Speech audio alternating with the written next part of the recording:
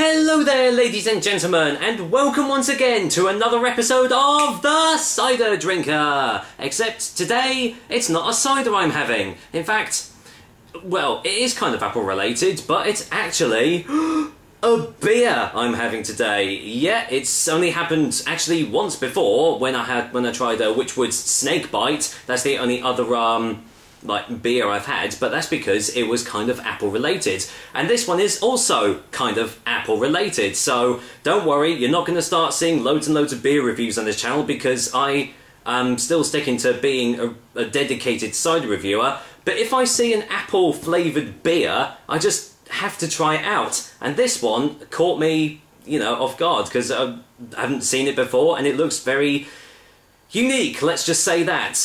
Today's beer I'm having is a Bootlegger Prohibition Beer Apple Brew. And it comes in a little dinky 330ml bottle here. It doesn't look like a 330ml bottle, but yeah, it looks like a really oldie worldy sort of medicine bottle, doesn't it? A lot of writing and stuff on here. But I took a trip up to the Peak District last week, hence why there wasn't any reviews, and I just saw this in the local Sainsbury's and I thought, okay, I'll give it a go, seeing as it says Apple Brew right there.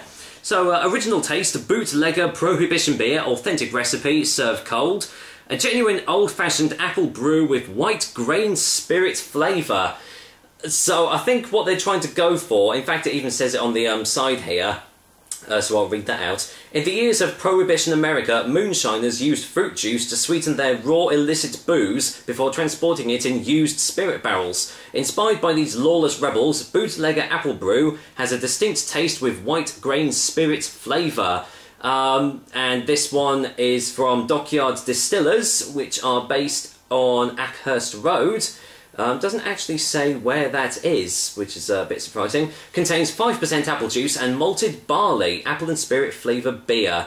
This comes in at 5.5% ABV, or 11.2 US fluid ounces if you don't know what 313 mils is. So, a lot to take in on this bottle for it being such a small size. So, I'll be honest, I have no idea what to expect going into this because, well, I'm not really, as proficient with my, beers and stuff. I mean, I do enjoy a beer, but my main drink is obviously cider. So, well, I'll give it the best review I can. I do like the bottle cap.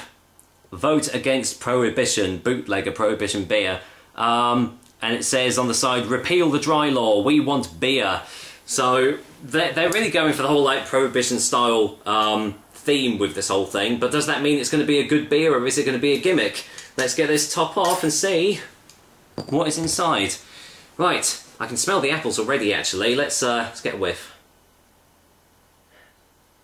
It smells like Apple Tango or Appletiser. It smells just like apple juice actually. That doesn't smell like a beer or a cider, or any alcoholic beverage at all. It just smells like apple juice. Okay.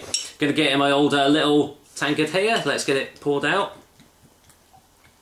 Yeah, it's not often you see many apple-flavoured beers, but if I do come across one, then I will occasionally do one, because, well, it's got apple in it, so therefore, I guess it counts as a review from me. Right, let's have a little look at the old colour. Lightly carbonated, very thin head. That's actually going down very slowly.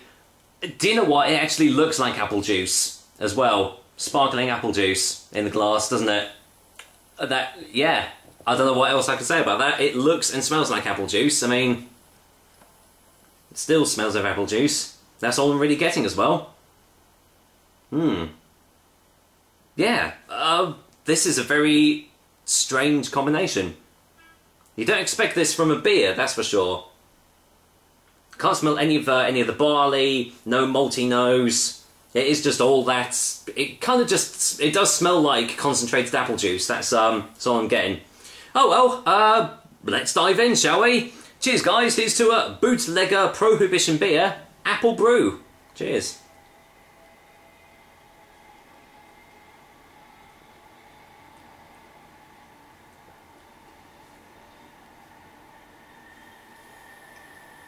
That is just apple juice. That's amazing. That's just apple juice. Let's get a second one.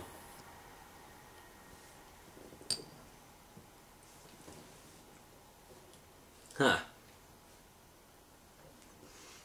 I think this is going to be a very, very quick review because it smells like apple juice, it looks like apple juice, and would you bugger me, it tastes like apple juice as well. Got slight hints of aniseed, licorice, slight bitterness on the aftertaste, but aside from that, very watery texture. Yeah, I can't think what else to say about this. I wouldn't even class it as a beer, really. I know it's under a fruit beer, but this is, well, I mean, there's fruit beers, and then there's, well, stuff that doesn't even taste of a beer. It just tastes of alcoholic juice. So, if you like alcoholic apple juice, you're gonna like this. But I think any beer enthusiasts are probably gonna steer well clear of this because it doesn't taste like a beer. Let's go in for a final taste before our final verdict anyway.